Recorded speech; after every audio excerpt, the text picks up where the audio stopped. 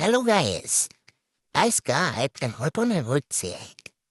আমি তেল লইতা বাইর হয়েছি, কিন্তু শেষে বুঝছি আমি তেল না, ধৈর্য লইতাছি। সকালে ভাবলাম, চল গাড়িতে তেল ভইরা আনি।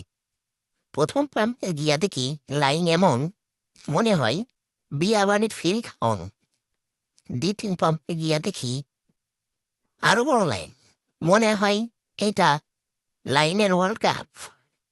শেষমেশ একটা পাম্পে দাঁড়াইলাম। দূর থেকে লাইন দেখা মনে হয় এটা তেলের লাইন না, মানুষের ট্রেন। দাঁড়াইয়া আসি, সময় যাইতাছে। মনে হয় আমি যখন লাইনে ঢুকছি তখন আমি যুবক ছিলাম। এখন দাঁড়াইতে দাঁড়াইতে চুল পাকছে, সাথে পেনশনের বয়সও হইতে গেছে।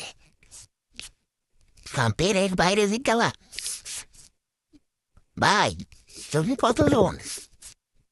ও আমার দেখা ছই না, বললো ও ভাই, এটা হচ্ছে বলার জিনিস না, এটা হচ্ছে অনুভূতির জিনিস। গাইস, এখন তোমরাই কও, অনুভূতি কি আর এভাবে মাপা যায়? আরেকজন কয়, আরেকজন এমন আর আমি দাঁড়াইয়া সাকাইতাছে, মনে হয় পিকনিক পড়তে আইতেছি।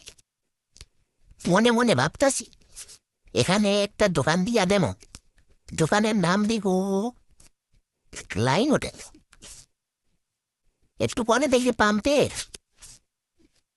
লোকজন এমন ভাবে নিয়ে গেছে, মনে হয় আর 1-2 ঘন্টা দাঁড়াইয়া আত্মীয় স্বজন হইয়া যাব। সবচেয়ে বড় কথা, সবচেয়ে বড় কথা গাইস, গাড়ির তেল কম নাই, আমার ধৈর্যের কমতাছে। তবুও দাঁড়াইছি, কারণ আশা একটাই, গাড়ির ফুল ট্যাঙ্ক। শেষে একটা ডিসিশন নিয়েছি, আজকাল যদি তেল পাই, আমি গাড়িতে তেল না, সম্মান ভরো। কি বলো গাইস? আর যদি না পাই, কাল আবার আইন। কারণ এই লাইনের বৈজ্ঞা আমার একটু প্রেম লেগে গেছে।